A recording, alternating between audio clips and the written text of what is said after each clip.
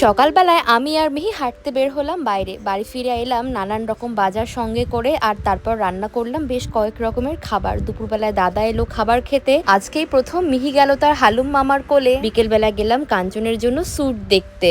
So hello everyone, আমি পায়েল আমার নতুন একটি ভিডিওতে সবাইকে এত এত ভালোবাসা। আশা করি আপনারা সবাই খুব ভালো আছেন, আর আমরাও কিন্তু বেশ ভালোই আছি। সকাল সকাল আজকে আমি ঘুম থেকে উঠে পড়েছি। আজকে প্রচুর গরম পড়তে চলে, এই কারণে ভাবলাম সকাল সকাল উঠে যা যা কাজকর্ম আছে সেগুলো সেরে ফেলি। মিহিকেও ঘুম থেকে তুলে দিয়েছি, গাছে জল দিলাম। ইনডোর প্ল্যান্টগুলো আমি বাথরুমে রেখে এসেছি, স্নানের আগে ওগুলোতে জল দিয়ে দেবো।